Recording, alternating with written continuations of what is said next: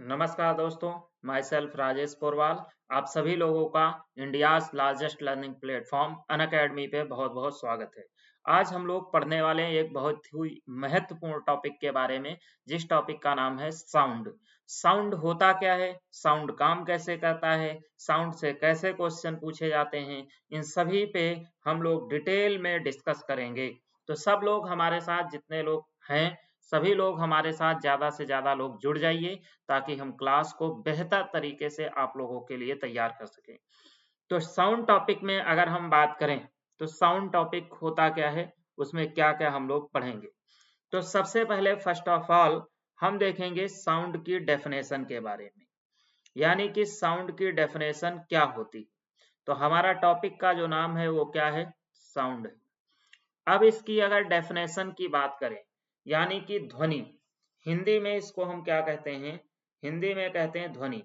ध्वनि की परिभाषा क्या होती है, ध्वनि को कैसे परिभाषित किया जा सकता है, इन सभी चीजों पे हम लोग डिस्कस करेंगे। ध्वनि की अगर बात करें तो ध्वनि में तरंगे चलती हैं, तरंग यानी कि वेव। तो इसकी परिभाषा अगर हम देखें तो हम कह सकते हैं वह तरंगे जो जिनको केवल कान महसूस कर सकते हों, उसे क्या कहते हैं, ध्वनि कहते हैं। यानी कि अगर हम देखें साउंड के बारे में देखें तो इसमें हम कहते हैं वो तरंगे, तरंग मतलब वेव, वो तरंग जिनको कौन महसूस करता है, जिनको कान महसूस करते हैं। जिनको कौन महसूस करता है, जिनको कान महसूस करते हैं, उसे हम कहते हैं कि ये साउंड है। साउंड यानी कि ये ध्वनि है, यही बात है ना। अब अगर हम ध्वनि की बात करें तो ध्वनि को अब यहाँ पे लिखा है वो तरंगे, तो सवाल उठता वो कौन सी तरंगे होती। तो जब उन तरंगों के बारे में जानने की बात आए तो याद रखिएगा वो तरंगे जो होती हैं वो होती अनुदैर्ध्य तरंग। अनुदैर्ध्य तरंग की अगर हम बात करें तो इसको हम लोग कहते हैं लॉन्गिट्यूशनल वेव। यानी कि लॉन्गिट्यूशनल वेव का मतलब होता है कि अनुदैर्ध्य तरंग। ध्वनि में अगर हम देखें तो केवल और केवल साउंड वेव का यूज किया जाता है, यानी कि साउंड वेव जो होती उन्हीं का इस्तेमाल करते हैं, ध्वनि तरंगों का ही इस्तेमाल होता है। अब साउंड की अगर बात करें तो पूछता है कि साउंड को का यूनिट क्या होता है। अगर आपसे पूछे कि यूनिट क्या होता है साउंड का, तो यूनिट जो होता वो होता डेसिबल। क्या यूनिट होता है, डेसिबल, ये इसका यूनिट होता है डेसिबल। तो डेसिबल यूनिट होता है। कभी कभी पूछता है कि इसका मापक कौन सा है, यानी कि किससे मापते हैं। तो मापक की बात करें तो साउंड को हम लोग मापते हैं ऑडियो मीटर से। किससे मापते हैं, ऑडियो मीटर से। यानी कि ऑडियो मीटर जो होता है इसी से हम क्या करते हैं, साउंड को मापते हैं। अब अगर हम साउंड के वेव की बात करें तो यहाँ पे साउंड की डेफिनेशन होपफुली आपको लाइफ में पहली बार पता चल रही होगी। हम लोग क्या करते हैं, नेक्स्ट स्टेप पढ़ते हैं, लेकिन उससे पहले का स्टेप जो हमारा चैप्टर होता है उसी की डेफिनेशन नहीं पता होती। जैसे अभी हम आपको एक टास्क दे रहे हैं, आप हमें कमेंट बॉक्स में बताइएगा इलेक्ट्रिसिटी की डेफिनेशन क्या होती, ये हमें बताइएगा। तो याद रखिएगा वो तरंगे जिनको कान महसूस करते हो, कौन महसूस करता हो, कान, उसी को हम क्या कह सकते हैं, उसी को हम कहते हैं कि वो क्या है, साउंड है, यानी कि वो क्या है, एक ध्वनि है। ठीक। अब कौन सी तरंगे इसमें यूज होती हैं, तो अनुदैर्ध्य, जिसको हम इंग्लिश में लॉन्गिट्यूशनल वेव कहते हैं। अब अगर साउंड वेव के बारे में हम देखें तो साउंड वेव जो होती हैं वो कितने प्रकार की होती हैं।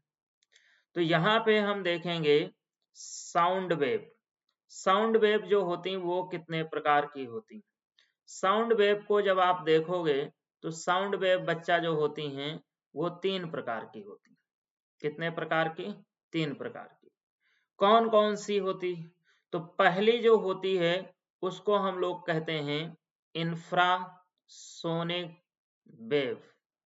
इंफ्रासोनिक वेव, दूसरी जो होती है जिसको हम लोग कहते हैं सोनिक वेव, तीसरी जो होती है उसको हम लोग कहते हैं अल्ट्रासोनिक वेव।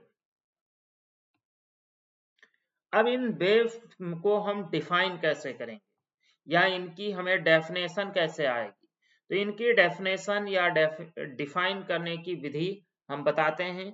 बहुत ही इजी होती है, बहुत इजी वे में आप इन्हें डिफाइन कर सकते हैं। हिंदी में थोड़ा इनका नाम जान लेते हैं। हिंदी में इसको कहते हैं अश्रव्य तरंग, इसको हिंदी में कहते हैं श्रव्य तरंग, और इसको हिंदी में कहते हैं पराश्रव्य तरंग। यानी कि एक चीज यहां से क्लियर है। क्या क्लियर है? क्लियर ये है कि अगर आपसे पूछे कि इनकी परिभाषा क्या है तो इन शब्दों से सीख सकते हो, क्योंकि जो श्रव्य शब्द लिखा है, श्रव्य शब्द का मतलब होता है सुनना।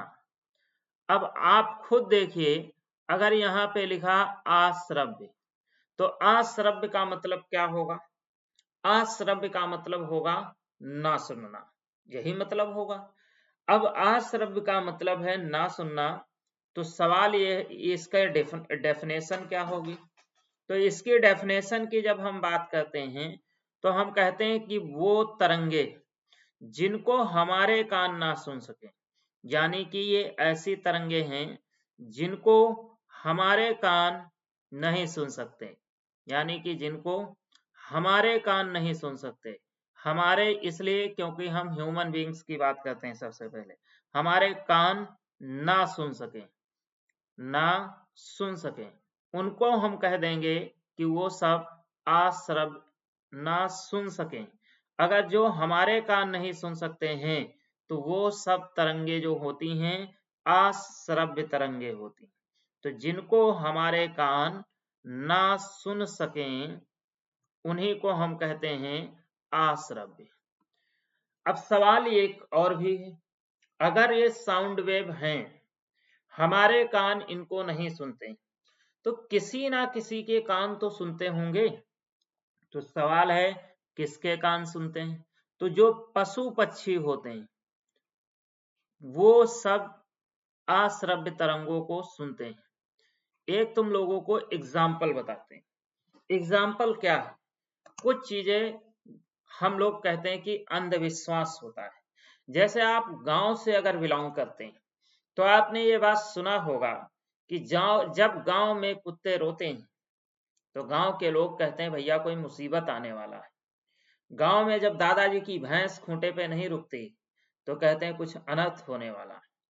हम लोग पढ़े लिखे लोग हम कहते हैं वो तो एक अंधविश्वास है। आज तुम लोगों को इस अंधविश्वास को दूर करते साइंटिफिक लॉजिक बताते हैं। ये वैसे सच है, लॉजिकल बात है, अंधविश्वास नहीं है। ऐसा क्यों होता है बताते हैं। जब कोई नेचुरल डिजास्टर्स होता है तो सबसे पहले एटमॉस्फेयर में चेंजेस होते हैं, वेव का संचार बदलने लगता है। इन वेव्स के संचार को, यानी कि इन वेव्स की जो चेंजेस आते हैं वेव्स में, इनको सबसे पहले पशु पक्षी महसूस कर ले जाते हैं, क्योंकि हम कहते हैं उनमें सिक्स सेंस होता है, वो सबसे पहले महसूस कर ले जाते हैं। जैसे एक प्रैक्टिकल एग्जाम्पल देते हैं। प्रैक्टिकल एग्जाम्पल की बात करें तो अभी आप सबको पता है कि सीरिया में भूकंप आया था, ठीक? ईरान सीरिया भूकंप से ग्रसित चल रहा। अब जब भूकंप है, भूकंप का ही एक उदाहरण दें। अगर आपने भूकंप ज्योग्राफी में पढ़ा होगा तो भूकंप में 3 प्रकार की वेव्स आती हैं। कौन सी आती हैं? पहली वेव जो होती प्राइमरी होती है, दूसरी सेकेंडरी होती है, तीसरी लॉन्ग वेव होती है। प्राइमरी वेव्स को हिंदी में प्राथमिक तरंग, सेकेंडरी वेव को द्वितीयक तरंग, लॉन्ग वेव को धरातलीय तरंग कहते हैं। इनमें अगर हम देखें तो जो प्राथमिक तरंग होती, ये प्राथमिक तरंग जो होती है, इसकी अगर हम बात करें तो प्राथमिक तरंग जो होती है ये ऐसी तरंग है जब आती है तो इसके झटके हमें पता ही नहीं चलते। यानी कि ये आती है और झटके देकर चली जाती है, पता ही नहीं चलता। द्वितीयक तरंग वो होती है जो आती है, जिसके झटके हमें थोड़े बहुत महसूस होते हैं, लेकिन इसके झटके खा के कोई दिक्कत नहीं होती, हम बर्दाश्त कर ले जाते हैं। लेकिन लॉन्ग वेव जो है धरातलीय तरंग, ये तहस नहस कर देती है, आदमी को भागने पे महसूस कर देती, मजबूर कर देती। जब भूकंप आता है तो सबसे पहले प्राइमरी वेव्स आती हैं, फिर सेकेंडरी आएंगी, फिर आपकी लॉन्ग वेव आएंगी। लेकिन इनको आप महसूस नहीं कर पाओगे। इनके हल्के झटके पता चले महसूस हुए, तुम सोते रह गए, पता ही नहीं चला। लॉन्ग वेव जब आई तब तुम पता चला सो उठ के सो रहे थे, लेकिन भागना पड़ा तुम्हें। तो जो प्राइमरी वेव है ये कोई और तरंगे नहीं होती, ये बच्चा इंफ्रासोनिक वेव होती। इनको सबसे पहले मोहल्ले के कुत्ते, भैंस यानी कि पशु पक्षी, सॉरी इंफ्रासोनिक, इंफ्रारेड नहीं, इंफ्रासोनिक, सबसे पहले ये जानवर जो होते हैं वो क्या करते हैं, इन तरंगों को महसूस कर ले जाते हैं।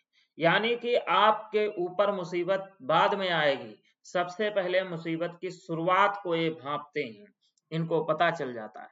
इसलिए कुत्ता रोना शुरू कर देते हैं, कुत्ते मोहल्ले से भागना शुरू कर देते हैं, भैंस खूंटा उखाड़ के भागने में लगी होती। हाँ, तब गांव के लोग कहते हैं कि कोई मुसीबत आने वाली, आती भी यही कारण है। तो आप याद रखिएगा, जब मोहल्ला के कुत्ता भागें तो पीछे से भैया तुम भी भाग पड़ना। इसलिए तुम पीछे से भाग पड़ना, क्योंकि जब मोहल्ले के कुत्ते भागें तो पीछे से तुम भी भाग पड़ना, क्योंकि समझ जाना भैया कि कोई बड़ी मुसीबत आने वाली है। समझ में आई बात? अब देखो, इसलिए ये अंधविश्वास नहीं होता है, ये एक प्रकार का साइंटिफिक लॉजिक है। इसकी अगर हम बात करें तो समझिए। अब जो हमारी हम बता रहे थे, यानी कि इंफ्रासोनिक वेव जो है, इन इंफ्रासोनिक वेव के बारे में अगर समझें तो इनको पशु पक्षी महसूस करते हैं। एक क्वेश्चन पूछता है कि इंफ्रासोनिक वेव जो हैं, इनकी फ्रिक्वेंसी क्या होती, फ्रिक्वेंसी का मतलब इनकी आवृत्ति क्या होती। अगर इनकी आवृत्ति के बारे में हम लोग देखें तो इनकी आवृत्ति जो होती है लेस देन 20 हर्ट्ज होती है, यानी कि इनकी आवृत्ति 20 हर्ट्ज से क्या होती है, कम होती है। अब 20 हर्ट्ज से आवृत्ति कम होने के कारण इनको हमें महसूस कर पाना संभव नहीं होता है। श्रव्य तरंगों के बारे में अगर देखें तो श्रव्य का मतलब होता सुनना। अब इन तरंगों की अगर हम परिभाषा देखें तो हम कह सकते हैं कि ऐसी तरंगे जिनको हमारे कान सुन सकें, यानी कि जिनको हमारे कान सुन सकें, वो सब कौन सी तरंगे होंगी, वो सब श्रव्य तरंगे होंगी। जिनको हमारे कान सुन सकें वो सब कौन सी तरंगे हैं, श्रव्य तरंगे। सुन सकें वो सब कौन सी, श्रव्य तरंगे। अगर यहाँ पे श्रव्य तरंगे हैं तो जायज सी बात इनकी फ्रिक्वेंसी जो है वो कितनी, इनकी फ्रिक्वेंसी की अगर हम बात करें तो इनकी श्रव्य तरंगे, इनकी फ्रिक्वेंसी जो होती है वो लेस देन, इनकी फ्रिक्वेंसी कितनी होगी, इनकी फ्रिक्वेंसी होती है 20,000 हर्ट्ज, यानी कि 20 से स्टार्ट होती है, 20,000 हर्ट्ज तक इनकी फ्रिक्वेंसी होती है। अल्ट्रासोनिक वेव क्या होती है? अल्ट्रासोनिक वेव के बारे में अगर हम समझें तो हम कहते हैं पराश्रव्य तरंगे, यानी कि ये हमसे बिल्कुल परे होती। परे का मतलब इनको भी हम लोग महसूस नहीं कर सकते। तो सवाल उठता है कि ये जो तरंगे हैं इनको कौन महसूस करता है। तो इन तरंगों के बारे में जब हम देखते हैं तो इनको कहा जाता है कि जो रात्रिचर, नॉटर्नल, यानी कि जो रात को देखने वाले जीव होते हैं, जिसको हम कहते हैं रात्रिचर, जो रात्रिचर जीव होते हैं, रात्रिचर जीव की अगर हम बात करें तो रात्रिचर जीव जो होते हैं वो क्या करते हैं, इनको महसूस करते हैं। तो रात्रिचर जीव सुनते हैं। अब पहला तो ये एक सवाल यही पूछता है, कौन से ऐसे जीव हैं जो रात्रिचर होते हैं, यानी कि जो इन तरंगों को महसूस करते हैं। इनमें अगर देखें तो एग्जाम्पल कौन से होंगे भैया, तो इनके एग्जाम्पल जरा फटाफट नोट करिए। इनके एग्जाम्पल में आएगा मच्छर। हो सकता है ये आप पहली बार सुन रहे हो। मच्छर जो होता है वो पराश्रव्य तरंगों को महसूस करता है। इसके अलावा अगर देखें तो आएंगी मछली। मछली के अलावा अगर देखें तो आएगा चमगादड़, जो आप सुन रखे हैं। चमगादड़ ये आपको पता है, ठीक। इसके अलावा अगर हम देखें तो आपका आएगा उल्लू। यानी कि ये ऐसे जीव हैं जो पराश्रव्य तरंगों को सुनते हैं, महसूस करते हैं। सवाल पूछता है कि पराश्रव्य तरंगे जो होती इनकी फ्रिक्वेंसी कितनी होती, यानी कि इनकी आवृत्ति कितनी होती। तो पराश्रव्य तरंगों की जो आवृत्ति होती है वो मोर देन 20,000 हर्ट्ज, यानी कि 20,000 हर्ट्ज से इनकी आवृत्ति अधिक होती। 20,000 हर्ट्ज से इनकी आवृत्ति क्या होती, अधिक होती, मोर देन 20,000 हर्ट्ज। तो यहाँ पे अगर देखें तो ये हो गया हमारे मोर देन 20,000 हर्ट्ज, यानी कि 20,000 हर्ट्ज से अधिक। ये क्लियर हुआ। अब आप सोचते होंगे क्या जो रात्रिचर हमने लिखा है, क्या ये रात में देखते हैं, अंधेरे में देखते हैं? ऐसा नहीं है। देखते ये बेटा रात में भी नहीं, देखते ये रात में भी नहीं। ये कब देखते हैं? तो इनके देखने की जब हम बात करते हैं तो ये देख नहीं सकते। जैसे मान लो उल्लू है, उल्लू की अगर बात करें तो ये मान लो उल्लू है। अब उल्लू जो है ये पराश्रव्य तरंगों के द्वारा ही सब करता है। जैसे मान लो उल्लू के लिए कोई यहाँ से शिकार उड़ता हुआ जा रहा, अब इसको इसे भोजन के लिए पकड़ना है, तो ये पराश्रव्य तरंगे छोड़ता है तो इससे टकराती, टकराने के बाद ये पराश्रव्य तरंगे वापस आती हैं, और जब वापस आती हैं तो इनको महसूस करके इसे पता चल जाता कि यहाँ पे कौन सी वस्तु है, इसके भोजन के लायक है या भोजन के लायक नहीं है, चोट पहुंचाने वाली। इसलिए ये अपना बचाव भी करते हैं, भोजन को भी पकड़ते हैं। और जब ये पराश्रव्य तरंगों को छोड़ते हैं तभी ये रास्ता डिसाइड करते हैं, यानी कि रास्ता निकालते हैं, किधर डायरेक्शन में जाना है। डायरेक्शन का ज्ञान तभी इनको होता है। तो यानी कि ये कह सकते हैं कि डायरेक्शन डिटेक्शन में पराश्रव्य तरंगों के द्वारा, तो रात में भी इनको दिखाई नहीं पड़ता है, रात में भी इनको दिखता नहीं है। ये बस क्या होता है कि उसी तरंगों को छोड़ते हैं जिसके कारण मार्ग निर्धारण होता है, और पराश्रव्य तरंगों को ही अडॉप्ट करते हैं, जिसके कारण क्या होता है, यानी कि जिसके कारण पराश्रव्य तरंगे अडॉप्ट करते हैं, जिसके कारण ये भोजन को पकड़ते हैं। यहाँ तक क्लियर समझ में आया? बोलो भाई। अगर आपको क्लियर समझ में आ रहा है तो हमें भाई कमेंट करके बताइए कि आपको समझ आ रहा है। अब अगर हम देखें तो सभी लोग ध्यान से सुनिएगा। अगर इसको समझने का हम प्रयास करें तो अब समझो बालक, अगर पराश्रव्य तरंगों की बात करें तो इनके यूज क्या है। तो पहला यूज नोट करो भाई, पराश्रव्य तरंगे जो होती हैं, पराश्रव्य तरंगों का प्रयोग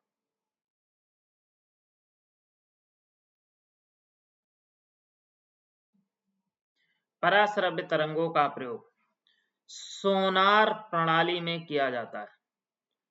सोनार प्रणाली में होता है। अब सवाल यह है कि सोनार प्रणाली क्या होती, ये भी पता होना चाहिए। सोनार प्रणाली में होता है, वैसे हमने हिंदी लिख दिया लेकिन इसको लिखा इंग्लिश में जाता, तो इंग्लिश में कैपिटल लेटर में लिखेंगे, तो ये हो गया सोनार। अब सवाल ये पूछता है कि सोनार का फुल फॉर्म क्या होता है। तो सोनार का फुल फॉर्म अगर किसी को पता है तो आप हमें कमेंट बॉक्स में कमेंट करके बता सकते हैं। सोनार का जो फुल फॉर्म होता है वो होता है sound of navigation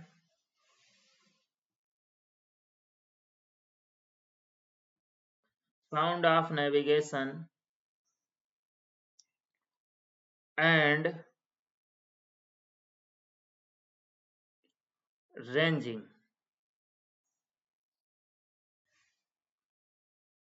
sound of navigation and ranging, ये सोनार का क्या होता है, फुल फॉर्म होता है।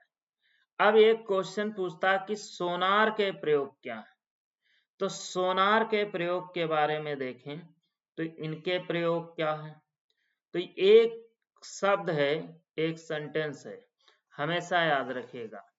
अगर समुद्र से रिलेटेड कोई क्वेश्चन पूछा जाता है तो आंसर आप सोनार लगा सकते हैं। जैसे आसमान से रिलेटेड कोई क्वेश्चन पूछा जाए तो आप आंसर रडार लगा सकते हैं। वैसे समुद्र से रिलेटेड कोई क्वेश्चन पूछा जाए तो आंसर सोनार लगा सकते हैं। तो आसमान से समुद्र से रिलेटेड क्या पूछ सकता है। जैसे पहला क्वेश्चन आपसे ये पूछ सकता है कि समुद्र की गहराई को मापने में किसका प्रयोग होता है। तो पहला जो क्वेश्चन आपका बनता है वो क्वेश्चन बनता समुद्र की गहराई को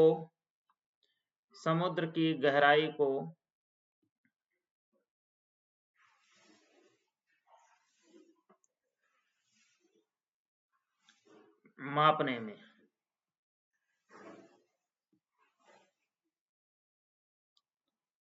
दूसरा अगर हम देखें पराश्रव्य तरंगों का सोनार का प्रयोग, पनडुब्बी जिसको हम लोग सबमरीन कहते हैं, पनडुब्बी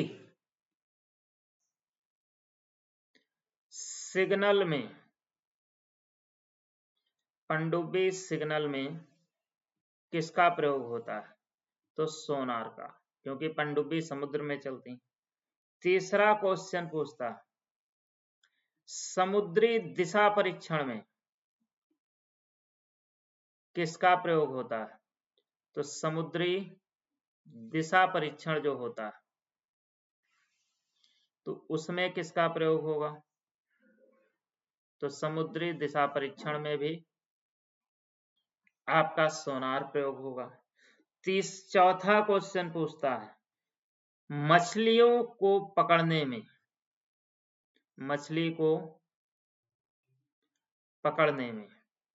अब आप सोच रहे हो गुरुजी मछली को कैसे पकड़ने में।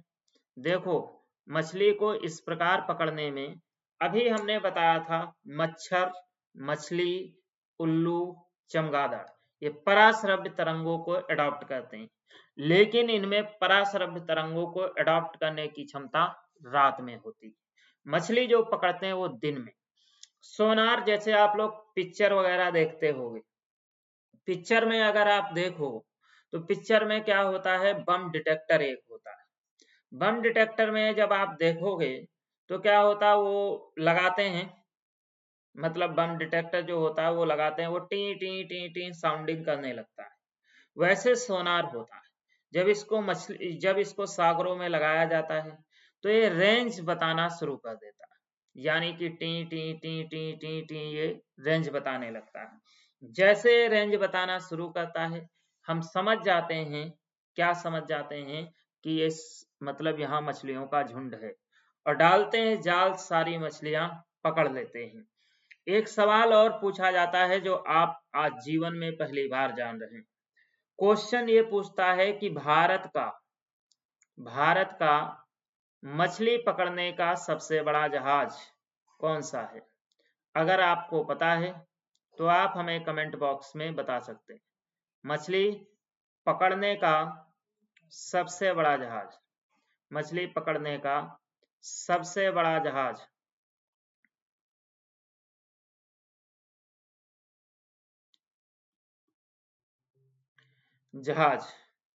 तो अगर आपसे पूछा जाए भारत का मछली पकड़ने का सबसे बड़ा जहाज कौन सा है तो बताओ, अगर आपको आंसर इसका पता है तो इस जहाज का नाम है संपदा, ये भारत का मछली पकड़ने का सबसे बड़ा जहाज है, सागर संपदा। इसी में से मछलियां सबसे ज्यादा पकड़ी जाती हैं, या कह सकते हो सबसे ज्यादा मछलियां मारी जाती। यहाँ तक होपफुली आपको ये बात समझ में आई होगी। बोलो भला बालक, अगर आई है तो सब लोग हमारे सेशन को शेयर भी कीजिए, दोस्तों को भी भेजिए, लाइक भी कीजिए। इसके साथ साथ आप क्या कीजिए, हमारा जो सेशन है उसको, चैनल है उसको सब्सक्राइब भी कीजिए। अब देखिए यहाँ पे आपको जितना मैं पढ़ा रहा हूँ, इससे एडवांस वर्जन आप लोगों के लिए मैं यूपीपीएससी प्लस के कोर्सेस में इस टाइम पढ़ा रहा हूँ। तो आप सब लोग हमारे कोर्स में आइए। अगर आप लोग सब्सक्रिप्शन है तो आप इनरोल कीजिए, अगर सब्सक्रिप्शन नहीं है तो आप फॉरवर्ड 10 कोड लगाकर सब्सक्रिप्शन ले सकते हैं। इस वक्त प्राइस बहुत ड्रॉप चल रहे हैं, सस्ते में आपको मिल जाएगा। मुझे जहां तक लगता है जितनी फीस में आपको हम घर बैठे पढ़ाती है अनअकैडमी, उतनी फीस में, उसी पैसे में आपको शहर जाने में रूम का रेंट भी 1 महीने का नहीं होगा। तो आप लोगों के लिए बेस्ट अपॉर्चुनिटी है, जो घर बैठे आप पढ़ सकते हैं, और सभी लोग जरूर जुड़ें। तो इसके अलावा अगर हम देखें तो पराश्रव्य तरंगों के और भी प्रयोग होते हैं। तो अब हमारी हेडिंग होगी पराश्रव्य तरंगों के अन्य प्रयोग। पराश्रव्य तरंगों के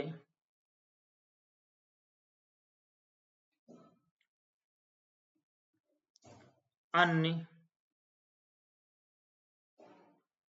प्रयोग।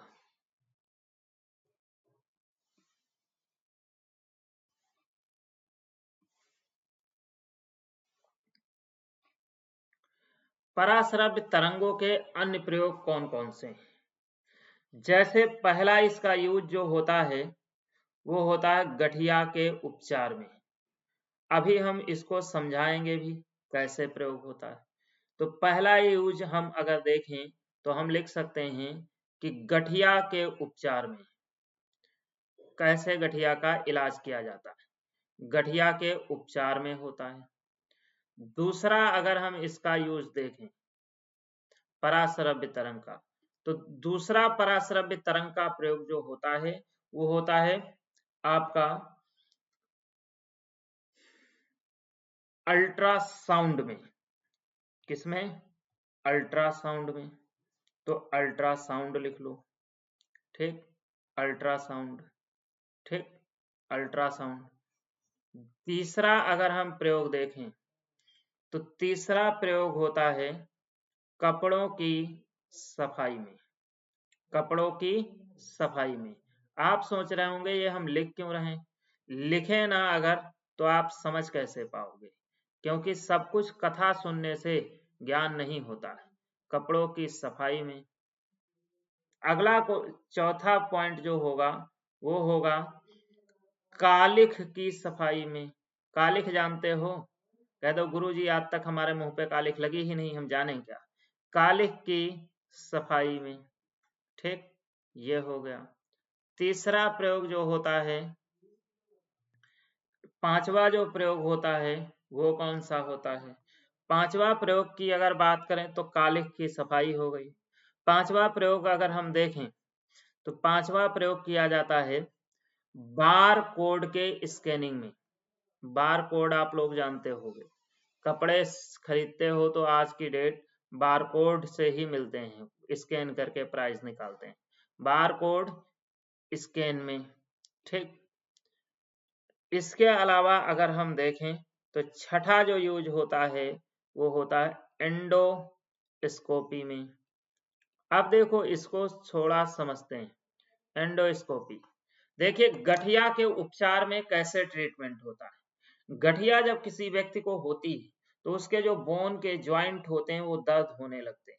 कारण क्या है कि जितने ज्वाइंट हैं सब में एक द्रव होता है, जिस द्रव को हम लोग RH ह्यूमर कहते हैं। ये RH ह्यूमर ड्राई होने लगता है। जब ये RH ह्यूमर ड्राई होने लगता है तो क्या होता है, हमको फोल्ड करने में दिक्कत आने लगती, जिसके कारण पराश्रव्य तरंगों का प्रयोग करके इनकी सिकाई करवाई जाती। सिकाई तो जानते होंगे, जिससे हमको राहत मिलती। तो यही है पराश्रव्य तरंगों का प्रयोग गठिया के उपचार में होता। दूसरा अगर देखें तो अल्ट्रासाउंड, देखिए अल्ट्रासाउंड की अगर बात करें तो ये ऐसे क्वेश्चन हैं, आप जीवन में कभी ना कभी हॉस्पिटल गए होंगे, वहां से आपको आसानी से याद हो सकते हैं। जहां अल्ट्रासाउंड होता वहां लिखा होता है सावधान, ये अल्ट्रासोनिक जोन है, यानी कि वहां पे पराश्रव्य तरंगे प्रयोग होती हैं। जैसे आप अगर देखेंगे, आप एमआरआई कराने जहां जाते हो वहां लिखा होता है सावधान, ये रेडिएटिव जोन है, यानी कि वहां पे रेडियो वेव यूज होती हैं। आप सिटी स्कैन सोनोग्राफी कराने जाइए, वहां लिखा होता सावधान, ये एक्सरे जोन है, तो वहां पे यानी कि एक्सरे यूज होती हैं, एक्सरे में ही एक्सरे यूज होती हैं। ठीक, तो ये तो ऐसे हैं जो हम लोगों को अपने दैनिक जीवन से ये क्वेश्चन सीख जाते हैं। कपड़ों की सफाई कैसे?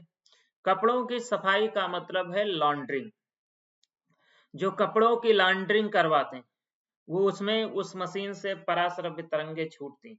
इवन आपके घर की वॉशिंग मशीन जो है उससे भी पराश्रव्य तरंगे निकलती, इसीलिए कपड़े साफ हो जाते हैं। कालिख की सफाई में, जैसे प्लांट है, फैक्ट्री है, इनकी कालिख में क्या, इनमें क्या होता है, कालिख लग जाती, तो इनकी कालिख की सफाई के लिए पराश्रव्य तरंगों का इस्तेमाल होता है। कपड़े खरीदने जाते हो, बार कोड को स्कैन किया जाता है, तो बार कोड के स्कैनिंग में इसका इस्तेमाल होता है। एंडोस्कोपी, एंडोस्कोपी में पेट की जांच होती है, डॉक्टर्स के द्वारा की जाती,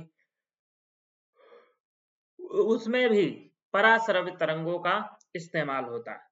उम्मीद करते हैं आपको यहाँ तक पूरी बात समझ में आई होगी। आ गई ना? बोलो मेरे लाल, आप हमें कमेंट करके बताते भी रहें कि जी सर समझ में आया है, तो हमें और अच्छा लगेगा। ठीक है, अब देखो, इसके बाद ये तो हमें पता चल गया। अभी हम जब पढ़ रहे थे 3 प्रकार की इनकी तरंगे, तो हम कह रहे थे कि हर्ट्स, कि इनकी फ्रिक्वेंसी 20 हर्ट्स होती, इनकी फ्रिक्वेंसी लेस देन 20 हर्ट्स होती, इनकी फ्रिक्वेंसी मोर देन 20 हर्ट्स होती। तो ये जो हर्ट्स होता है, हर्ट्स की अगर बात करें तो हर्ट्स क्या होता है? हर्ट्स जो है, हर्ट्स की अगर बात करें तो हर्ट्स कहा जाता है आवृत्ति को। आवृत्ति क्या है? आवृत्ति को इंग्लिश में कहते हैं फ्रीक्वेंसी। फ्रीक्वेंसी की अगर हम बात करें तो इसका यूनिट बेटा हर्ट्स होता है। लेकिन सबसे पहले तो आपको ये पता होना चाहिए कि फ्रीक्वेंसी होती क्या। फ्रीक्वेंसी यानी कि आवृत्ति, तो इसको समझा देते हैं पहले। जैसे क्या है कि हम बोलते हैं तो आप सुनते हो, जब हम बोलते हैं तब आप सुनते हो, सुनते हो नहीं सुनते हो? इसका मतलब क्या है? इसका मतलब ये है कि अगर हम आपसे पूछें ये क्या है, तो आप कहोगे गुरुजी ये साउंड एनर्जी। लेकिन जब आज हम आपको ये चैप्टर पढ़ा रहे हैं, आज के बाद आप अगर कहें कि साउंड एनर्जी, तो थोड़ा ऐसा लगता है कि आप अनपढ़ हैं, आप पढ़े लिखे कम हैं। आवृत्ति जो होती ही वो साउंड एनर्जी ही होती। अब हम ये नहीं कहेंगे हमको साउंड एनर्जी सुनाई पड़ रही, अब हम ये कहेंगे हमको फ्रीक्वेंसी सुनाई पड़ रही। क्या सुनाई पड़ रही है? फ्रीक्वेंसी सुनाई पड़ रही। तो यानी कि अगर हम देखें तो यहाँ पे जो फ्रीक्वेंसी है, आवृत्ति है, तो आवृत्ति जो होती वो एक प्रकार की साउंड एनर्जी यानी कि एक प्रकार की ध्वनि ऊर्जा होती। तो हम लिख सकते हैं यह एक प्रकार की ध्वनि ऊर्जा है। क्यों? ताकि हमें पता रहे ध्वनि ऊर्जा है, इसको नोट कर लो भाई, एक ध्वनि ऊर्जा है। ठीक, लेकिन क्या यही डेफिनेशन होती? नहीं बच्चा, डेफिनेशन ये नहीं होती। डेफिनेशन आप लोगों ने पढ़ा होगा, नंबर ऑफ वाइब्रेशन पर सेकेंड इज कॉल्ड फ्रीक्वेंसी, यानी कि एक सेकंड में हुए कंपनों की संख्या आवृत्ति कहलाती। जैसे ये पेन है, अगर इसमें वाइब्रेशन आना शुरू हो जाए और वो वाइब्रेशन एक सेकंड तक होते रहे, तो वही उसकी क्या होगी? आवृत्ति होगी। तो ये हम लिख सकते हैं कि एक सेकंड में हुए कंपनों की संख्या, एक सेकंड में हुए कंपनों की संख्या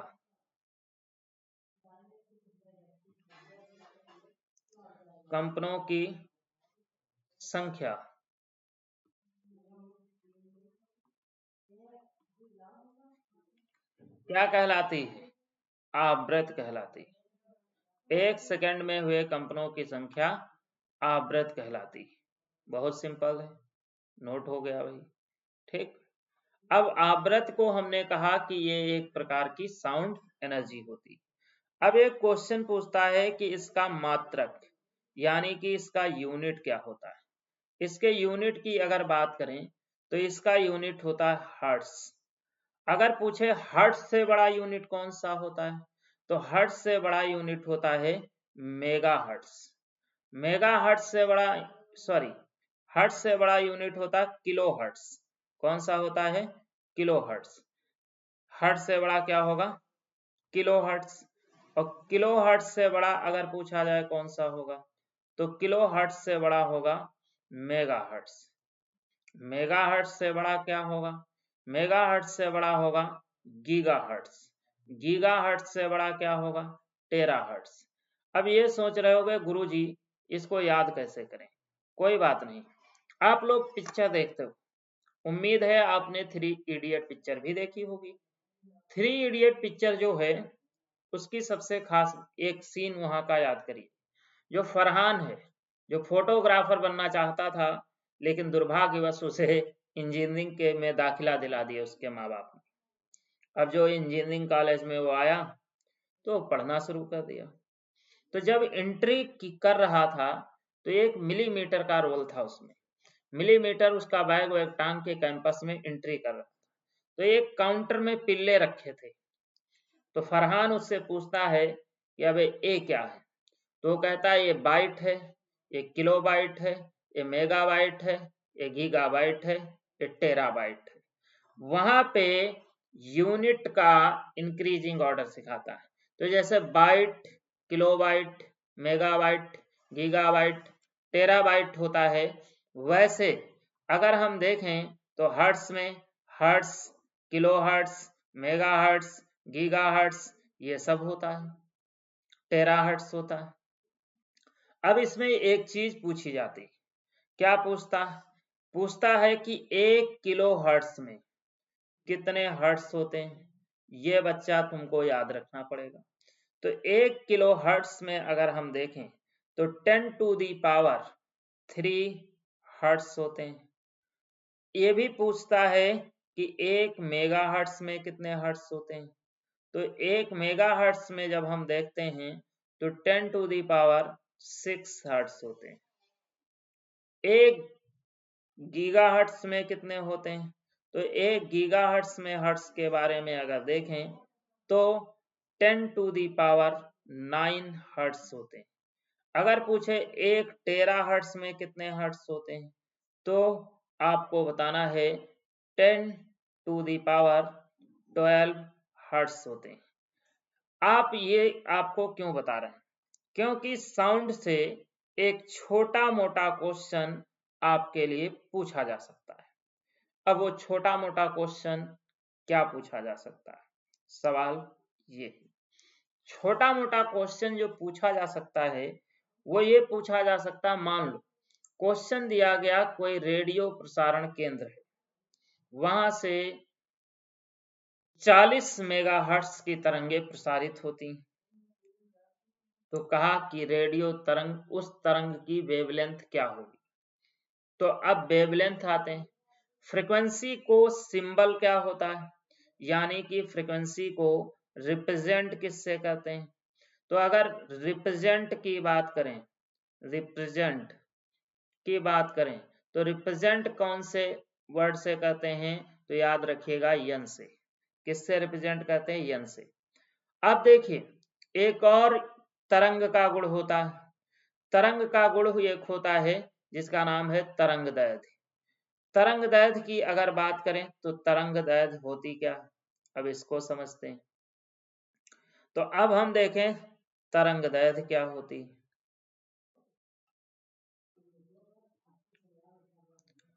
तरंगदैर्घ्य को इंग्लिश में कहते हैं वेवलेंथ। क्या कहते हैं? वेवलेंथ। अब यहाँ पे मान लो कोई ये वेव है, वेव आपको पता है जिगजैग फॉर्म में ही चलती, ठीक, यहाँ से उठी। अब इस वेव के बारे में अगर आप देखो तो ये इसका जो हिस्सा होता है वो सुरंग होता है, और ये इसका हिस्सा जो होता है वो गर्त होता है। तो सुरंग और गर्त के बीच की दूरी जो होती है उसी को तरंगदैर्घ्य कहते हैं। यानी कि इसकी डेफिनेशन होगी, सुरंग और, सुरंग का मतलब होता है उठा हुआ हिस्सा, सुरंग का मतलब क्या होता है? उठा हुआ हिस्सा, सुरंग। और गर्त का मतलब क्या होता? गड्ढा। सुरंग और गर्त के बीच की जो दूरी होती है उसी को हम कहते हैं कि वो क्या है? तरंगदैर्घ्य है। सुरंग और गर्त के बीच की दूरी जो है उसी को हम कहते हैं तरंगदैर्घ्य होती है। तरंगदैर्घ्य यानी कि वेवलेंथ होती है।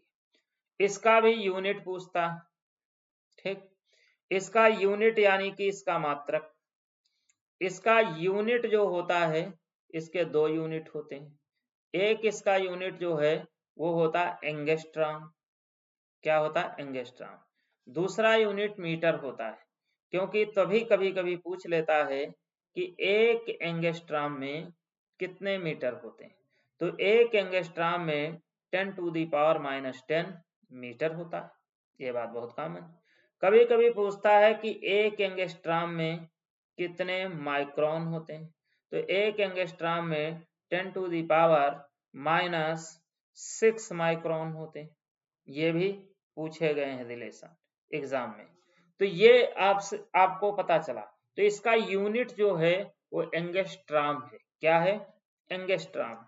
अगर ये आपसे सवाल करे कि इसको रिप्रेजेंट किससे करते हैं, तो रिप्रेजेंट इसको कर, रिप्रेजेंट की अगर हम बात करें, तो रिप्रेजेंट की अगर हम बात करें तो रिप्रेजेंट करते हैं इसको लैम्डा से। लैम्डा यानी कि ये बच्चा सिंबल जो है उसको हम कहते हैं लैम्डा। क्या कहते हैं? लैम्डा। तो लैम्डा से इसे रिप्रेजेंट किया जाता है। ये बात क्लियर कट समझ में आ गई? तो लैम्डा से रिप्रेजेंट करते हैं। अब एक चीज जरा सोचिएगा और समझिएगा। तो ये हो गई। दूसरा एक तरंग का प्रॉपर्टी होता है जिसको हम कहते हैं आयाम। आयाम क्या है?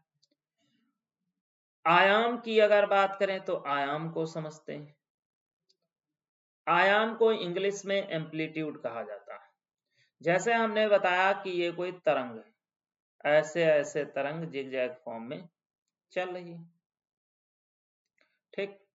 अब ये जिगजैग फॉर्म में चलती है तो जिस बिंदु से इसकी शुरुआत होती, इस बिंदु से इसकी शुरुआत हुई, मान लो ए, और ये खत्म मान लेते हैं कहाँ हुई? जेड पे। तो ए और जेड के बीच की जो दूरी है उसी को हम कहते हैं कि तरंग का एम्पलीट्यूड है। यानी कि तरंग की जो कुल लंबाई होती, तरंग के द्वारा तय की गई जो दूरी होती, उसी को हम कहते हैं आयाम। तरंग के द्वारा तय की गई दूरी यानी कि जो दूरी तरंग तय करती, ठीक, उसी को क्या कहा जाता है? तय की गई दूरी, उसी को हम कहते हैं आयाम। तो ये हो गया आयाम, ठीक, आयाम। आयाम। अब एक बात नोट याद रखिएगा, तरंग के तीन गुण पता चले, एक आवृत्त, दूसरा तरंगदैर्घ्य, तीसरा आयाम। नोट एक याद रखिएगा, खूब एग्जाम में पूछा जाता है। एग्जाम में सबसे ज्यादा पूछा जाने वाला यही क्वेश्चन यहां से बनता है कि तरंग में क्या नहीं बदलता है। तो तरंग में आवृत्ति को छोड़कर सब बदल जाता है। तो किसी भी तरंग की आवृत्ति, किसी भी तरंग की आवृत्ति, आवृत्ति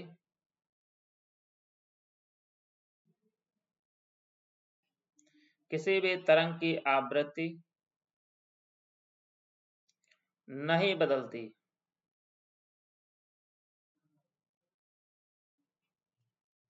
नहीं बदलती, लेकिन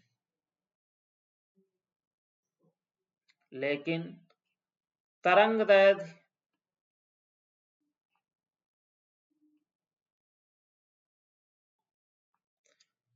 व आयाम क्या होते हैं?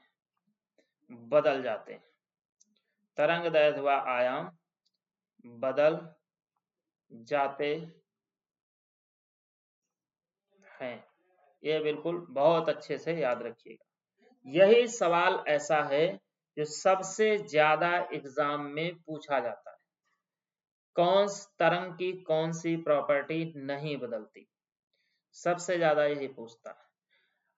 अब एक और इसकी प्रॉपर्टी होती साउंड वेव की, जिसका नाम है रेजोनेंस। रेजोनेंस को हिंदी में हम कहते हैं अनुनाद। तो ये आप लोग बताइए अनुनाद क्या होता है? अनुनाद को पहले समझते हैं। मान लो कोई दो वस्तुएं, दोनों ध्वनि को उत्पन्न करने वाली वस्तुएं, कोई ये वस्तु, इस वस्तु की बात करें तो इस वस्तु का नाम मान लो बी है, और दूसरी कोई वस्तु है उसका नाम मान लो सी है। इन दोनों के द्वारा ध्वनि ऊर्जा का उत्पन्न की जाती है, साउंड एनर्जी। ये दोनों ध्वनि ऊर्जा उत्पन्न करती। ये कहा जाता है जब एक वस्तु की ध्वनि ऊर्जा यानी कि साउंड एनर्जी दूसरे वस्तु की ध्वनि ऊर्जा के बराबर हो जाए तो इसी को अनुनाद कहते हैं। एक हमारे तरफ से डेफिनेशन आप ऐड ऑन कर लीजिए, जो आपके लिए बहुत कारगर और बहुत मददगार होगी। उससे भी क्वेश्चन आता है। जैसे एक तो ये डेफिनेशन हो गई कि एक वस्तु की ध्वनि ऊर्जा, यानी कि अब ध्वनि ऊर्जा क्या है, तो ध्वनि ऊर्जा को अभी हमने बताया था कि आवृत्त है। तो इसकी परिभाषा हम ये भी लिख सकते हैं, जब एक वस्तु की आवृत्त दूसरे वस्तु की आवृत्त के बराबर हो जाए तो उसे हम अनुनाद कहते हैं। लेकिन दूसरी परिभाषा कहती है कि अगर एक वस्तु की ऊर्जा, ध्वनि ऊर्जा मान लो क्या है, अधिक है, और दूसरे वस्तु की ध्वनि ऊर्जा कम है, तो जिसकी कम होती है वो नष्ट हो जाती। जैसे क्वेश्चन पूछता है कि तानसेन के गाने से मेज पर रखे कांच के ग्लास का टूट जाना। तो तानसेन के गाने से मेज पर रखे कांच के ग्लास का टूट जाना क्यों टूट जाता था? क्योंकि उनके गायन में इतनी ज्यादा फ्रिक्वेंसी होती थी कि ग्लास से मैच नहीं कर पाती, जिसके कारण ब्रेक हो जाता था। तो अगर ग्लास टूट जाए तो घटना कौन सी? तो घटना होगी अनुनाद। और अगर पूछे ऊर्जा कौन सी है, तो उनके द्वारा गाया गया साउंड एनर्जी, यानी कि ऊर्जा होगी फ्रिक्वेंसी, यानी कि ऊर्जा जो होगी वो आवृत्त होगी। दूसरा क्वेश्चन पूछता है कि पुल पर परेड का बैन होना। पुल पर परेड बैन होती है क्यों? आप सोचो कि पुल जो बेटा होता है उस पे परेड एक आदमी नहीं करता, ग्रुप ऑफ मेंबर करते। बहुत सारे लोग जब एक साथ सावधान विश्राम करते हैं, पैर पटकते हैं, तो बहुत सारे लोगों की ऊर्जा कंबाइंड होती। जब बहुत सारे लोगों की ऊर्जा कंबाइंड होती है तो इसको कहते हैं, अब जायज सी बात, हाई एनर्जी बनेगी, तो पुल टूट जाएगा। इसलिए अगर पुल टूट जाए तो घटना अनुनाद है। और अगर पूछ ले ऊर्जा कौन सी है, तो ऊर्जा आवृत्त है। समझे? दूसरा ऐसे क्वेश्चन पूछता है रेडियो का प्रसारण। तो रेडियो का प्रसारण जो होता वो कैसे होता है? देखो बच्चा, यहाँ पे अगर देखें तो ये मान लो रेडियो का टावर लगा हुआ, इससे वेव निकल रही। अब रेडियो के टावर से जब वेव्स आ रही हैं और यहाँ पे रेडियो रखा, रेडियो का ये एंटीना, इसमें बैंड लगा होता है, तो जब टावर और बैंड की ऊर्जा आपस में मैच करती, बराबर हो जाती, तो रेडियो में प्रसारण शुरू हो जाता है। अब जरा हम तुमको समझाते हैं, क्या इसकी डेफिनेशन भी याद कर लो।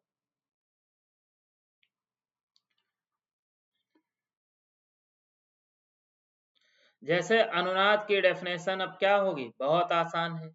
यही जब एक वस्तु की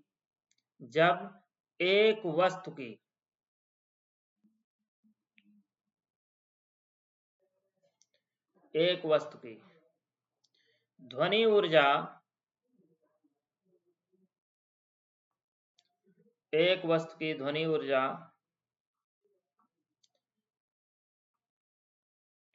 दूसरे वस्तु की ध्वनि ऊर्जा वस्तु की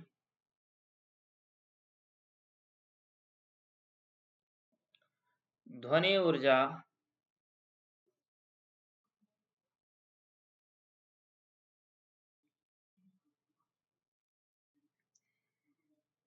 के बराबर हो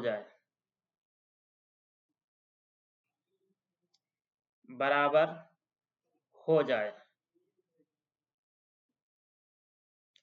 तो इस घटना को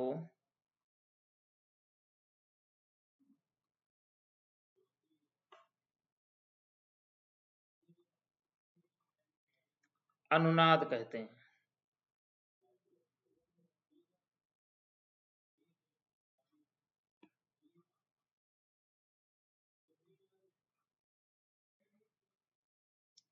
ठीक, जैसे अब देखिए, समझिएगा, यहाँ पे अगर हम इसको देखें तो क्वेश्चन कौन से, क्वेश्चन वही तानसेन के गाने से, ये क्वेश्चन बहुत पूछता है, तानसेन के गाने से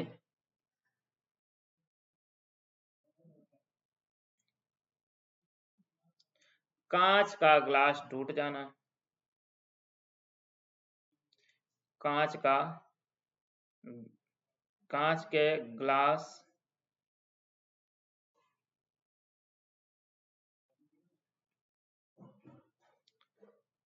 का टूट जाना, टूट जाएगा भाई, बहुत आसान है। दूसरा क्वेश्चन पूछता है, पुल पर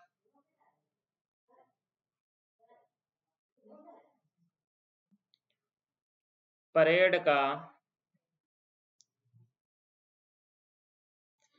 बैन होना, बैन मतलब रोक लगाना, बैन होना। तीसरा क्वेश्चन पूछता है, रेडियो का प्रसारण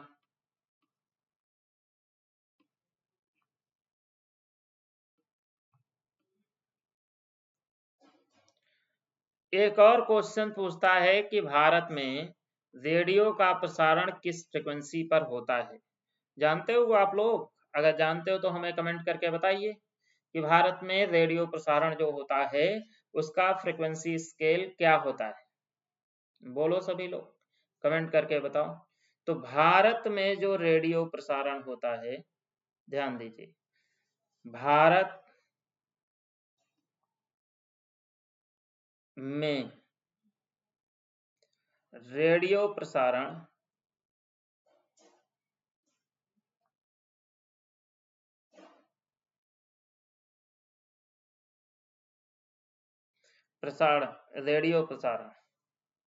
भारत में रेडियो प्रसारण 87.5 मेगाहर्ट्ज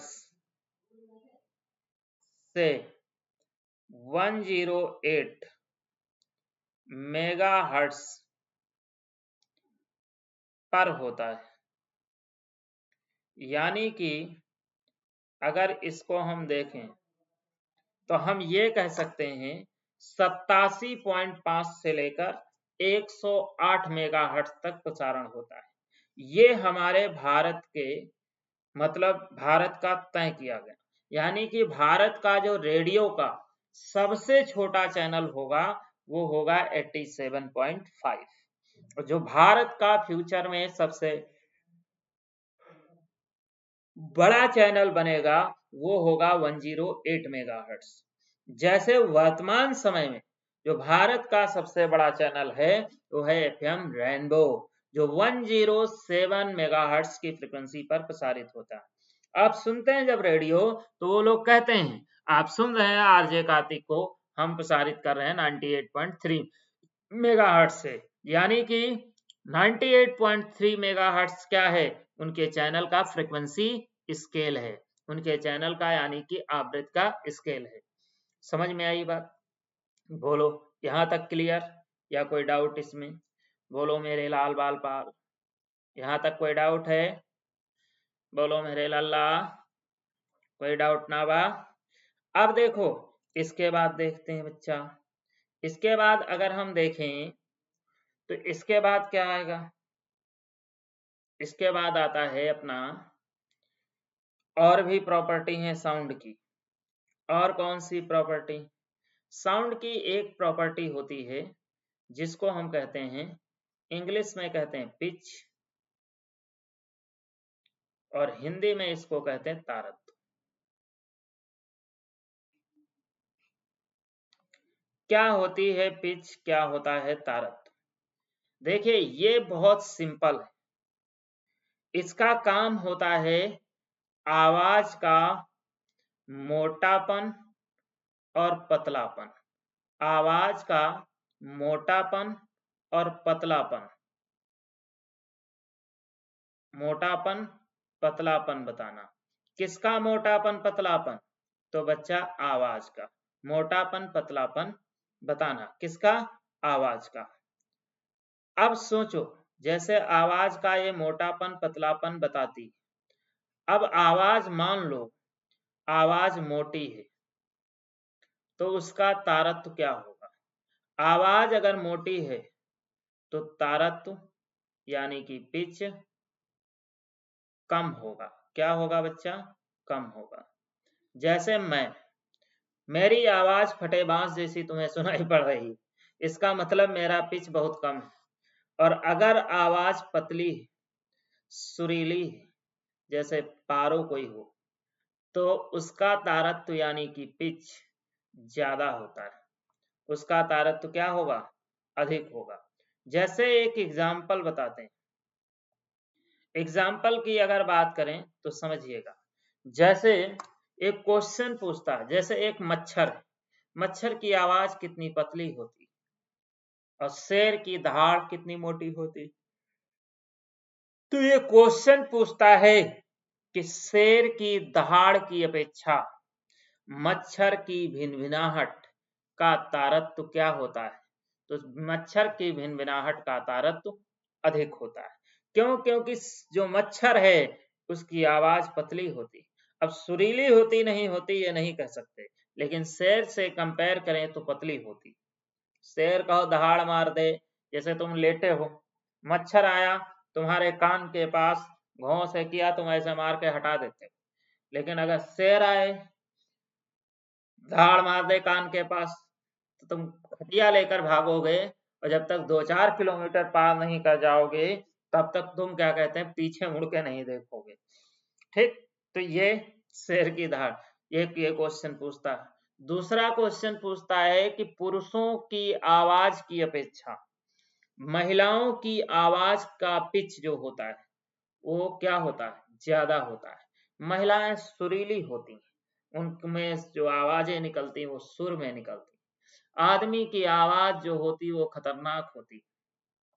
और इसके अलावा अगर हम देखें तो इसके अलावा अगर हम देखें तो दूसरी जो कंडीशन है वो पूछता पानी से भरी सुराही। सुराही जानते हो? सुराही को आज की डेट में आप बोतल से रिलेट कर सकते हो। अब पानी से भरी बोतल का पिच क्या होगा? तो पिच उसका हाई होगा। कैसे? जैसे पानी है, बोतल है, खाली बोतल है, नल के नीचे खोल के जब लगाए तो बहुत तेज गड़गड़ गड़गड़ की आवाज करता है। जैसे जैसे वो क्या कहते हैं बोतल भरती जाती है आवाज डाउन होती चली जाती है। तो आवाज डाउन होती चली जाती है, तो जाहिर सी बात है उसका पिच बढ़ता हुआ चला जाता है। तो इससे 3 क्वेश्चन बनते हैं। पहला क्वेश्चन, पुरुष की आवाज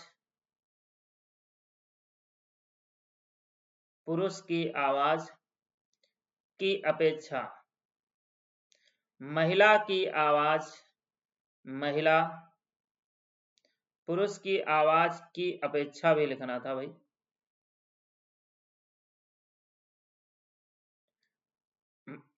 की अपेक्षा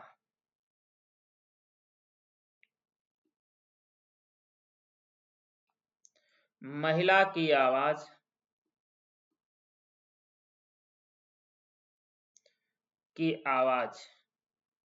का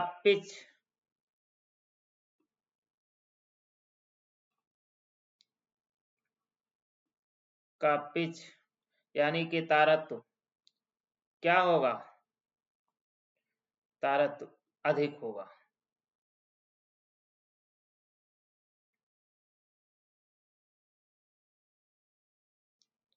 होगा नहीं होगा?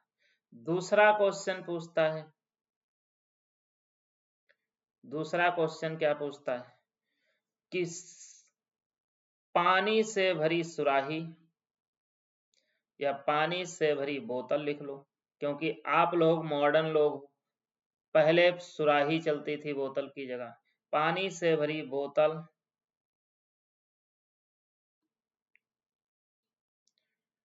का तारत्व क्या होगा? अधिक होगा। ठीक, बहुत आसान है। तीसरा क्वेश्चन जो पूछता वो कौन सा होगा? शेर की दहाड़ की अपेक्षा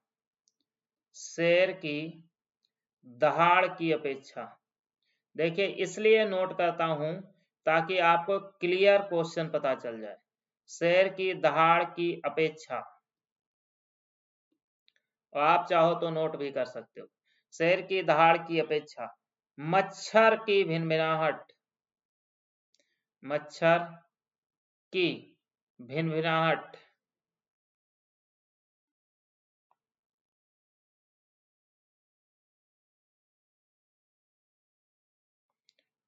का तारत्व क्या होगा? अधिक होगा। बहुत सिंपल बात है।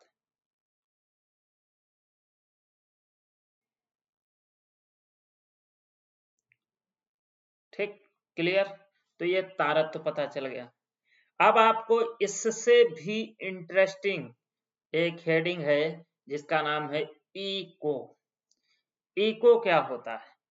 ये आप सब लोग इसको अच्छे से नोट कर लीजिएगा, क्योंकि इससे डायरेक्ट ये जो हम लिखते हैं क्वेश्चन, ये क्वेश्चन आपके एग्जाम में डायरेक्ट पूछे जाते हैं। देखिए बेटा, फिजिक्स जो होती है, फिजिक्स की अगर हम बात करें तो फिजिक्स में हमको ऐसी चीजों के बारे में जानने को मिलता है। फिजिक्स में अगर हम देखें तो फिजिक्स में हमें अगर हम देखते हैं तो फिजिक्स में बेसिकली क्या होता है? फिजिक्स में बेसिकली हम ऐसी चीजों के बारे में जानते हैं जो डेली लाइफ से रिलेटेड होती। फिजिक्स का कोई फार्मूला नहीं पूछता है एग्जाम में, फिजिक्स का कोई प्रिंसिपल नहीं पूछता एग्जाम में। फिजिक्स में डेली लाइफ में कहाँ फिजिक्स लगती है ये पूछ लेता है। जैसे मैं आपको पढ़ा रहा हूँ, माइक मेरे साउंड को कैप्चर कर कर आप तक पहुंचा रही है, माइक कौन से प्रिंसिपल पे काम करती? कैमरा हमें कैप्चर कर रहा है, कैमरा कौन से प्रिंसिपल पे काम करता है? ये सारी चीजें आपसे एग्जाम में पूछी जाती। तो ये डेली लाइफ में हमारे फिजिक्स कहाँ अप्लाई होती है, वो क्वेश्चन हम लोगों के बनते हैं। अब अगर हम देखें तो सब लोग ध्यान दो बालक, अगर हम यहाँ पे देखें तो इसके अलावा जो दूसरी हमारी मतलब क्या कहते हैं हेडिंग है, उस हेडिंग का नाम है इको। इको की अगर बात करें तो इको को हम कहते हैं प्रतिध्वनि। अब प्रतिध्वनि की अगर हम बात करें तो ये क्या? एक शब्द में, एक लाइन में अगर हम आपको समझाएं तो कह सकते हैं reflection of sound is called echo. यानी कि जो ध्वनि का रिफ्लेक्शन होता है, परावर्तन होता, उसी को इको कहते हैं। लेकिन ये बात हम जानते हैं, साइंस के स्टूडेंट को तो बहुत आसानी से समझ आ जाता है, लेकिन जिसका आर्ट होता है, जिसका कॉमर्स सब्जेक्ट होता है, वो कैसे समझेगा? तो उसके लिए समझो, जब कोई आवाज हमारे कानों को दो या दो से अधिक बार सुनाई पड़े तो ध्वनि के इस गुण को ही प्रतिध्वनि कहते हैं। जैसे मान लो हम माइक में बोलते हैं हेलो, तो आवाज आती है hello hello hello hello hello. ये क्या है? ये इको है। जब हमारा घर बनता है तो हम खाली कमरों में जाते हैं तो हम कहते हैं हेलो, आवाज आती है हेलो हेलो हेलो हेलो। अब तुमको एक बात बताते हैं, आप पिक्चर देखते हो, आप सोच रहे हो गुरुजी आपके चैप्टर में पिक्चरों का बड़ा योगदान है। बिल्कुल योगदान है। पिक्चर देखते होंगे, एक पिक्चर है राजा की आएगी बारात बहुत अच्छी पिक्चर है। उसका पहला सीन देखिए, रानी मुखर्जी पहाड़ी क्षेत्रों में चिल्लाती, वो कहती है मेरा राजा आएगा, तो आवाज आती है आएगा आएगा आएगा आएगा, राजा लेकिन आता नहीं। ऐसा क्यों होता है? हम ये सीन क्यों बता रहे हैं? इसलिए बता रहे हैं कि वो पहाड़ी क्षेत्र में चिल्लाती। इसका मतलब आवाज को वापस आने के लिए किसी से टकराने का माध्यम मिलना चाहिए, नंबर एक। दूसरा, दूसरा क्या मतलब? दूसरा है कि आप जब आवाज बोलते हैं तो क्या कहते हैं कि वो थोड़ी डिस्टेंस पे माध्यम टकराने का होना चाहिए। अब एक और चीज यहाँ पे आपने नोटिस नहीं किया, लेकिन हम बताते हैं नोटिस करना चाहिए था, कि जब रानी मुखर्जी कहती है कि मेरा राजा आएगा, तो आवाज आती है आएगा आएगा आएगा। यानी कि जितना सेंटेंस बोला गया उतना सुनाई नहीं पड़ा। क्यों नहीं सुनाई पड़ा? अब जैसे मान लो, ये मान लो कोई पहाड़ है, ये पहाड़ है, ये पहाड़ है बच्चा। अब इस पहाड़ में, ये पहाड़ है, ठीक, इस पहाड़ी क्षेत्रों में कोई व्यक्ति खड़ा हुआ। अब तुम रानी मुखर्जी मान सकते हो या तुम्हारे मोहल्ले वाली रानी मुखर्जी, क्योंकि यहाँ हम जैसा बना सकते हैं वैसा ही बनाएंगे। अब यहाँ पे ये खड़ी हैं देवी जी, देवी ही रखो, क्योंकि देवता तो राजा नहीं बुलाएंगे। वैसे देवता अगर हैं तो वो क्या कहते हैं, राजा नहीं तो रानी को आवाज लगा सकते हैं। अब ये बहुत तेज से चिल्लाते हैं कि मेरा, चिल्लाती कि मेरा राजा आएगा। तो ये कब इनके कानों को सुनाई पड़ेगा? एक तो जब ये आवाज जाएगी तो एक दूरी इस आवाज के द्वारा तय किया जाएगा, फिर ये पहाड़ों से टकराएगी, फिर टकराने के बाद, इन्हीं पहाड़ों से टकराने के बाद ये वापस आएगी, तो एक दूरी ये तय की जाती। तो जब आप पूरा सेंटेंस बोलते हो तो एक दूरी को तय करने में आधी ऊर्जा क्या होती है, खपत हो जाती है। और जब आधी ऊर्जा की खपत हो जाएगी तो निश्चित रूप से, जब आधी ऊर्जा की खपत हो जाएगी तो निश्चित रूप से यहाँ पे क्या होगा, आधी ऊर्जा जब खप गई तो पूरा सेंटेंस तो वापस नहीं आएगा, आधा ही सेंटेंस वापस आएगा। इसलिए इसी को, अब यहाँ गई फिर वापस आई टकरा के, तो ये क्या है, ये रिफ्लेक्शन है, जिसके कारण हम क्या करते हैं, सुन पाते हैं। ध्वनि के इसी गुण को प्रतिध्वनि कहते हैं, ध्वनि के इसी गुण को प्रतिध्वनि कहते हैं। अब जैसे को, अब इसका हम थोड़ा वो लिख देते हैं, डेफिनेशन। डेफिनेशन आप लोग वही नोट कर लो। जब कोई आवाज, जब कोई आवाज, आवाज हमारे कानों को, हमारे कानों को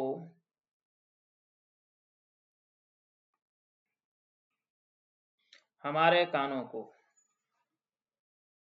दो या दो से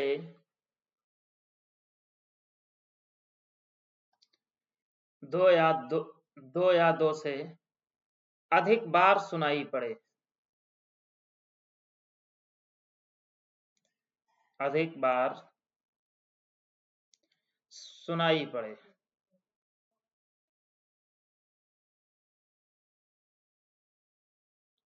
पड़े तो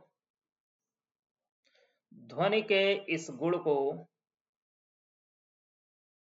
ध्वनि के इस गुण को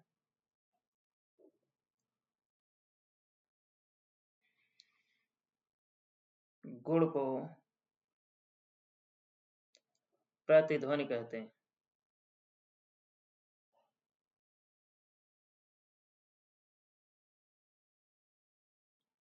प्रतिध्वनि कहते हैं। ठीक, अब देखो यहाँ पे अगर हम देखें तो ये हो गया प्रतिध्वनि।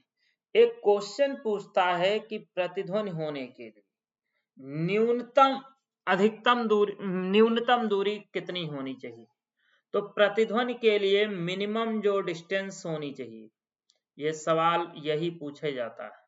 मिनिमम डिस्टेंस जो हो वो क्या कहते हैं, 16.6 मीटर होनी चाहिए।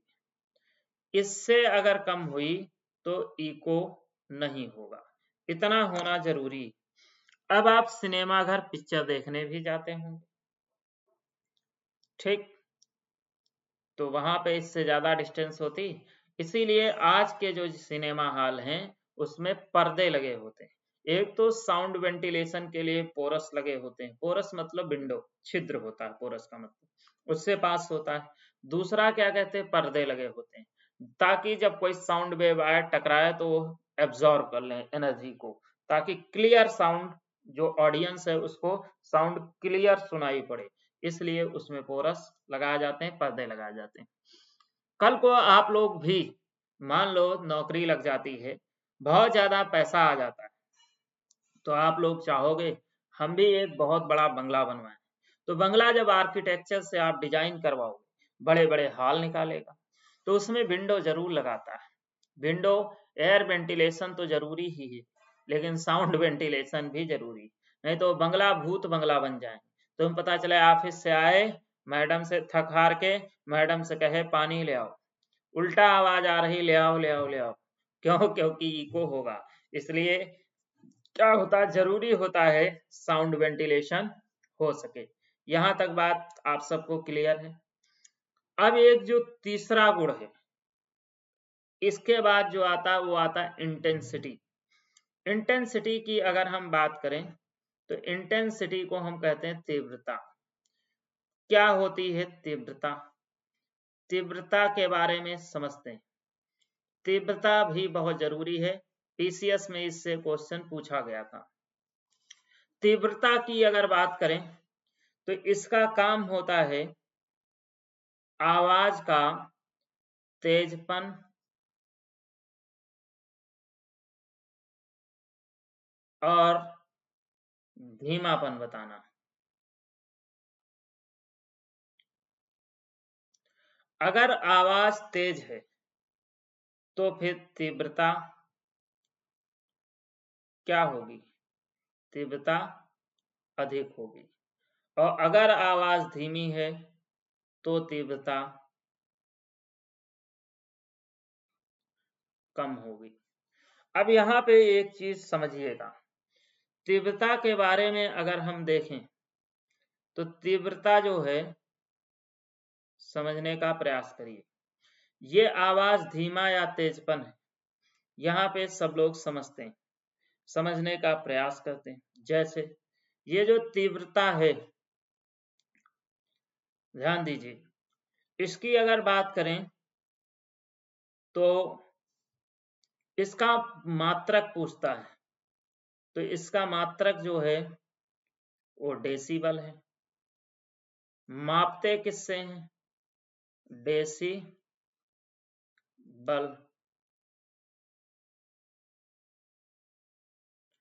मापते किससे हैं, तो मापक अगर पूछा जाए तो ऑडियोमीटर।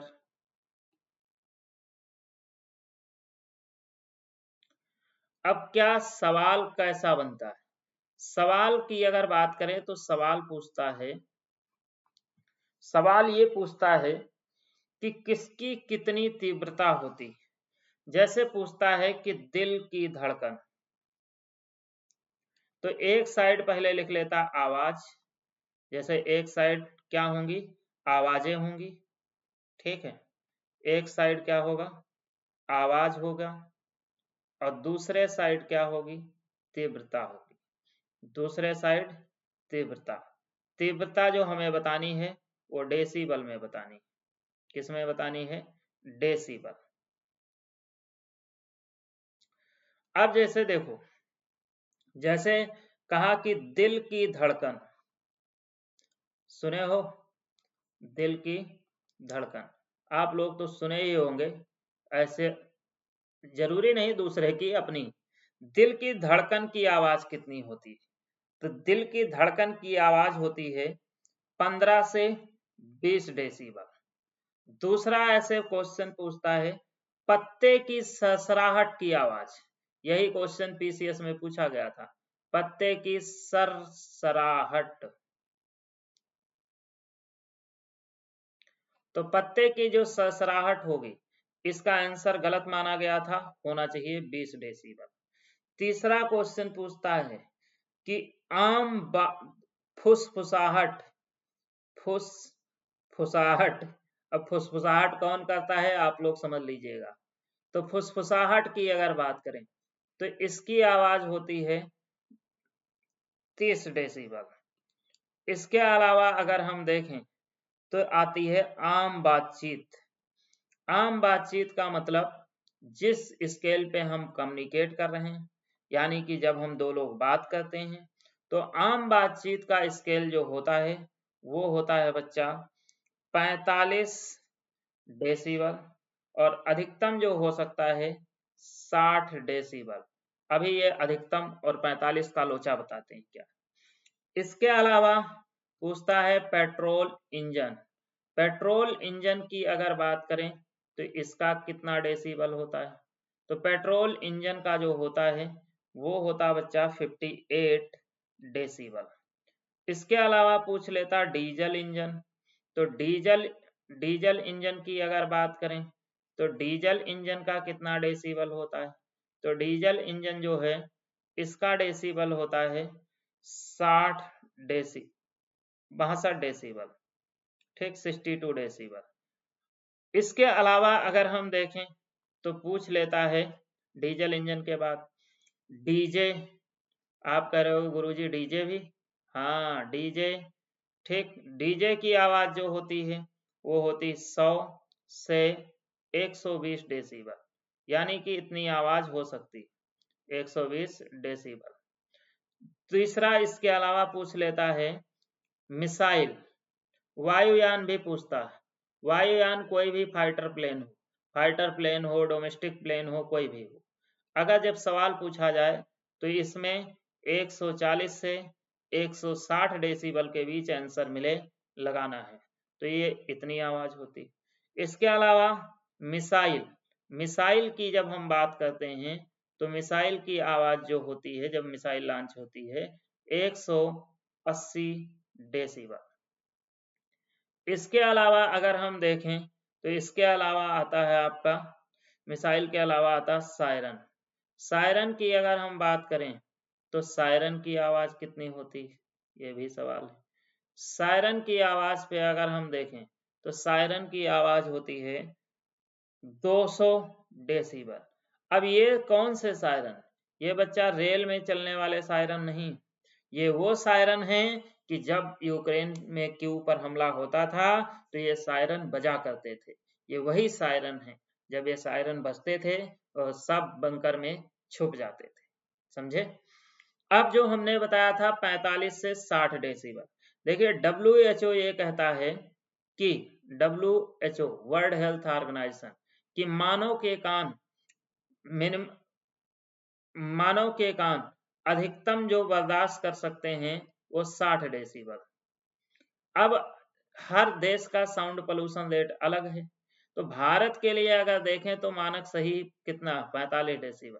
क्योंकि यहाँ साउंड पोल्यूशन रेट ज्यादा है, इसलिए भारत के लिए क्या कहते हैं 45 ही बहुत है। लेकिन ये कहते हैं कि अगर कोई 60 तक सुनता तो बर्दाश्त कर लेगा, 60 से ऊपर सुनेगा तो माइग्रेन दुनिया की बीमारियों से क्या होने लगेगा, ग्रसित होने लगेगा, समझे।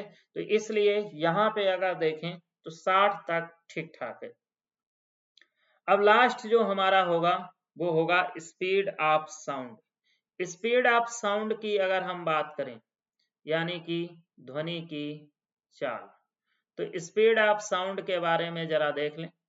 स्पीड ऑफ साउंड जब हम देखते हैं तो स्पीड ऑफ साउंड जो है वो बहुत ही अलग, 0 डिग्री सेल्सियस पर स्पीड ऑफ साउंड जो होता है वो कितना होता है, तो 0 डिग्री सेल्सियस पर स्पीड ऑफ साउंड जो है वो होता है बच्चा कितना, 332 मीटर पर सेकेंड। दूसरा अगर देखें तो दूसरा होता है, सबसे ज्यादा किस में होता है, तो सबसे ज्यादा सॉलिड में।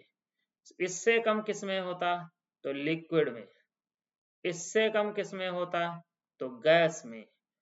अब पूछ ले सबसे कम किस में होता है, तो सबसे कम जब पूछता है कि साउंड का स्पीड किस में होता है, तो सबसे कम जब पूछेगा तो आंसर होगा वैक्यूम। वैक्यूम का मतलब है निर्वात, निर्वात का मतलब है जहां हवा ना हो। इसमें लगभग 0 मीटर पर सेकेंड। अब सॉलिड में अलग अलग पूछता है कि किसमें सबसे ज्यादा, एल्युमिनियम जो होता है इसमें सबसे ज्यादा होता है, इसमें 6420 मीटर पर सेकेंड स्पीड होती है। जैसे इसके अलावा स्टील दूसरे नंबर पे आता है। स्टील में अगर देखें तो स्टील में 5600 मीटर पर सेकेंड होता है, ठीक।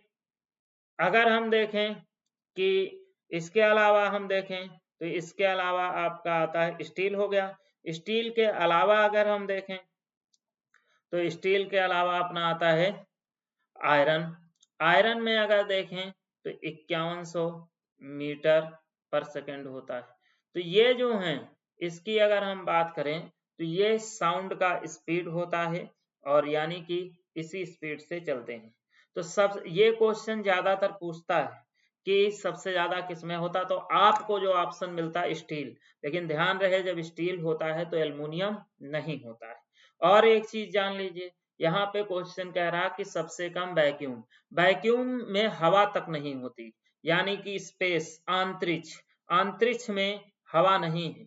इसीलिए क्वेश्चन पूछता है कि दो स्पेस क्राफ्टर, दो अंतरिक्ष यात्री आपस में कभी बात नहीं कर सकते हैं। क्यों, इसलिए क्योंकि वहां वैक्यूम है। वैक्यूम में स्पीड ऑफ साउंड जो होता है अप्रोक्सीमेट 0 होता है, इसलिए वो कभी आपस में बात नहीं कर सकते हैं। उम्मीद करते हैं आप सब लोग को अच्छा लगा होगा, ठीक। तो थैंक यू सभी लोगों को, thank you, all the best, good luck.